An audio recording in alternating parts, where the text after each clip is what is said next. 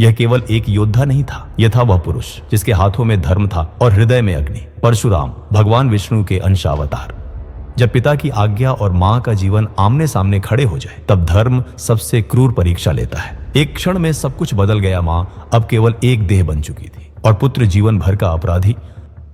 यह कुल्हाड़ी अब हथियार नहीं थी, यह थी कर्म की जंजीर, एक ऐसा पाप जो हाथ से नहीं आत्मा से चिपक गया था। यह कथा तब शुरू हुई जब आर्षि जमदग्नि तपस्या में लीन थे और माता रेणुका पवित्रता की प्रतिमूर्ति थी। कहा जाता है जब तक रेणुका की पवित्रता अडिग थी, तब तक कच्चा घड़ा भी जल को थामे रहता था। पर एक क्षण का आकर्षण, एक क्षण की चंचल दृष्टि तपस्या से भी बड़ा शत्रु बन जाती है। जैसे ही मन विचलित हुआ, घड़ा टूट गया और साथ ही टूट गई। वर्षों की साधना आर्षि का क्रोध साधारण नहीं होता। वह केवल दंड नहीं देता, वह भविष्य बदल देता है। जो पिता की आज्ञा से मुख मोड़े वे जीवन में तो रहे, पर चेतना पत्थर बन गई। आंसू बहाते हुए भी परशुराम ने पिता की आज्ञा मानी, क्योंकि उस युग में आज्ञा ही धर्म थी। आज्ञाकारिता से प्रसन्न होकर आर्षि जमदग्नि ने जीवन लौटा दिया। पर कुछ पाप जीवन लौटने से भी नहीं मिटते। मां जीवित थी, पर पुत्र मुक्त नहीं। कुल्हाड़ी अब भी हाथ से बंधी थी, क्योंकि कर्म क्षमा से नहीं प्रायश्चित से कटता है। अंततः वह पहुंचा एक पवित्र नदी के तट पर। जैसे ही जल को छुआ, कर्म की जंजीर टूट गई। आज भी लोग इस कुंड में स्नान करते हैं,